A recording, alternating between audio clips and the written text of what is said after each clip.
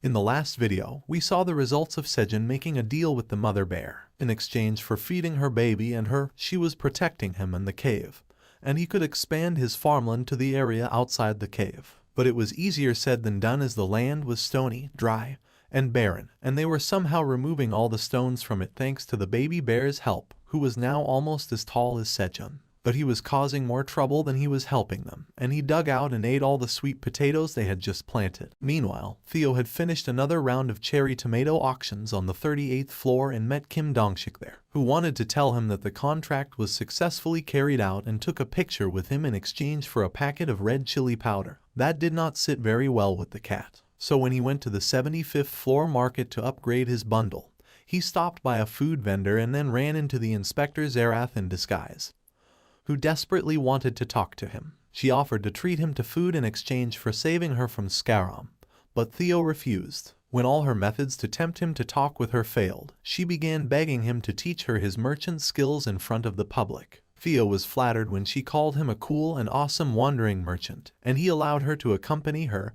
and take a look at his techniques. He took her straight to a junk store that sold unappraised items at a low price, and while she wondered what kind of skills he was going to display here, Theo suddenly screamed at the shopkeeper to give him a discount. As Theo demands the shopkeeper give him a discount, Zerath is completely baffled. The junk shop already sold everything at a high discount, and he was asking for more. And on top of that, he was confident that he would get it. The shopkeeper tells him that he could take the items for 18 tower coins instead of the regular 20.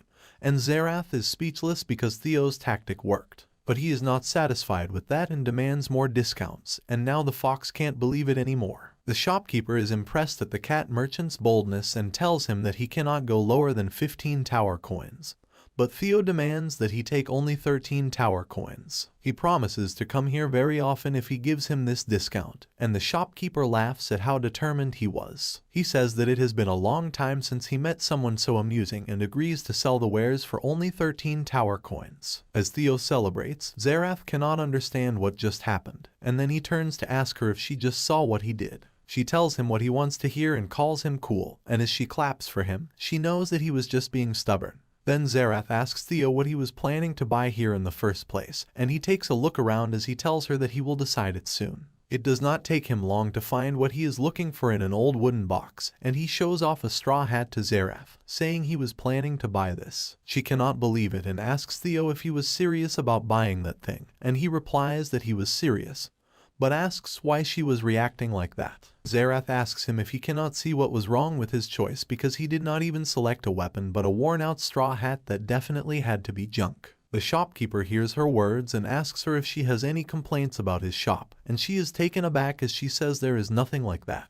Even Theo scolds her for being a nuisance, and she apologizes while being upset and confused about why she was apologizing. But Theo has decided to buy the straw hat, as Sejun had told him to buy whatever she liked, and he liked the hat at first glance. Then they leave the shop, and he tells Zerath that since he has shown her everything, he will be going back now. She is confused, and Theo gently pats her shoulder while acting smug and tells her that his merchant techniques must have passed on to her nicely. He tells Zerath that he hopes that she becomes a good merchant, and with those parting words, he takes off. She is stupefied for a moment, but then thinks that she can't help it. She thinks that, despite her doubts, it would be unnatural to follow the cat merchant any more than this and decides to retreat for now. But as she turns to go back, something clicks within Zerath's mind. She turns back in shock, takes a good look at the straw hat with Theo, and suddenly remembers that it was on the list of stolen items from some landlord. She is shocked and wonders if it was really the same hat, and she tries to convince herself that the probability is very low. Back in the cave on the 99th floor, Sejun is extracting seeds from the carrot plants that he grew. The carrot plants had flowered earlier than he expected,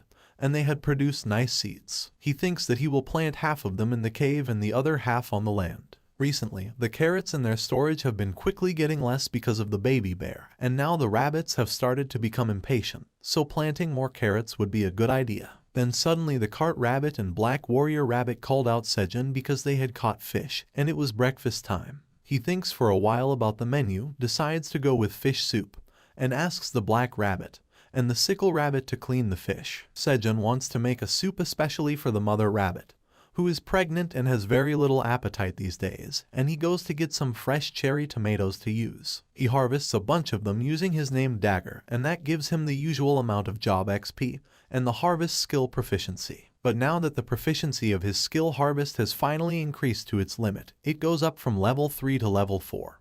And Sejun learns that new effects have been added to his skill now. Sejun is curious about it and reads the information window of his skill, along with the usual ability to make slightly overripe or underripe fruits optimal for harvesting.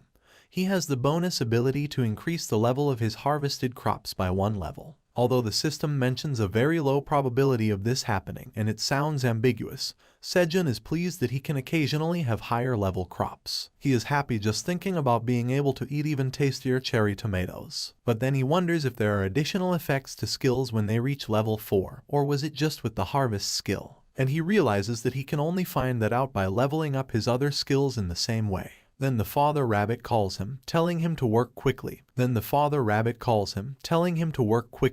And Sejun realizes this is not the time to get distracted. He prepares the food, garnishes it with some fine carrot leaves, and presents the clear fish soup to the pregnant mother rabbit. He is pleased with his creation, and the information window for the fish soup is displayed. It was a clear soup that was filled with Sejun's love and consideration for the mother rabbit, and was made by cooking fish, carrots, and green onions for a long time. Sejun tells the mother rabbit that she must eat well even if she has no appetite because it is important that she take good care of her health when she is pregnant and expecting babies soon. The father rabbit is a bit embarrassed, and Sejun tells him that the rest of them were handling the farming activities pretty well on their own, so he should not worry about other things and focus only on his wife. As the father rabbit starts feeding his wife, Sejun tells the black rabbit that they will see his little siblings soon, and he is also very excited for that. Then the bear cub calls Sejun from outside the roof, and he replies that he was here just in time. Sejun puts on his backpack and carries a big basket made of green onion leaves, and tells his rabbit friends that they should go out and eat. He leaves the crops inside the cave for the cart rabbit and sickle rabbit to handle, and takes the rest along with him. He first ties the basket to a rope and then ties it around his waist firmly. Once he has confirmed that it is nicely tied, he signals to the baby bear to start pulling him up, and he uses a giant rock as a pulley and pulls Sejun out. The work is not much for the baby bear, and as Sejun goes up, he tells his rabbit friends that he will meet them outside. A few days ago, he had arrived at an easy method to come out of the cave using a giant rock as a pulley to build a manual elevator. Sejun greets the baby bear and then thinks about how they have been starting their day with him coming to their cave every morning to start his work and eat his breakfast. But then he looks at the giant rock and is amazed by what it signifies. A few days ago, he just asked the mother bear to bring him a big and firm rock to tie a rope to, and she bought something that was big even for her size. Sejun still cannot help but be surprised by it, and he thinks that the scale was different here on the 99th floor. But thanks to that, he was able to climb out of the cave comfortably. Then Sejun pats the baby bear, who has grown quite big to be called a baby, and he says that he did a good job this time, and it appeared he was growing bigger and stronger every day. The bear is also happy, and Sejun says that seeing how quickly he pulled him out earlier, he must really have wanted to see him quickly. But as the bear starts sniffing and scratching the breakfast basket, Sejun realizes that he just wants to have his breakfast quickly. He gives the bear what he wants and shows that he has brought a bunch of roasted sweet potatoes for him.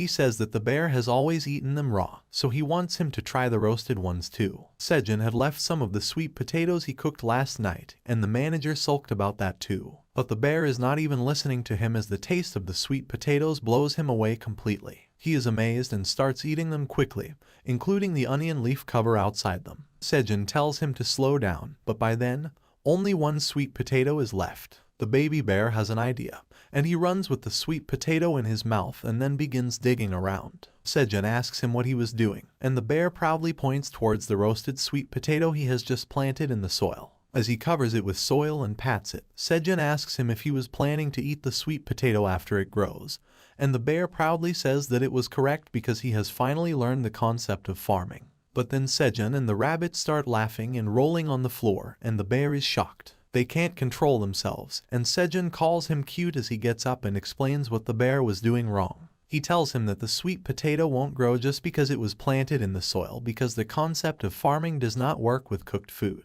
The bear is stunned and aghast, and Sejun tells him that if he liked it so much, he will make it again for him. But then he wipes out the tears that came out while laughing and says that he had the best laugh in a long time thanks to him. But it seems that the baby bear's antics are not over yet, and as Sejun hears a squishing sound, he turns around and is horrified to see fish planted in the soil. The bear cub had planted the fish brought for his breakfast in the ground, and Sejun and his rabbit friends are shocked and speechless. He says that they will have to give the bear some more classes about farming, and the rabbits seem to agree, as opposed to the bear, who is hungry because he just put all his food into the ground. But just beneath them, on the roof of the cave, something is happening inside the honeybee comb that has become a full-fledged inverted castle. The queen poisonous honeybee is sitting all alone in her room, and she looks gloomy and uncertain as she looks at a special egg in her hands. The video ends with this. Not only did Theo almost succeed in getting himself free from Zerath's radar, but he also managed to impress her with his sheer determination.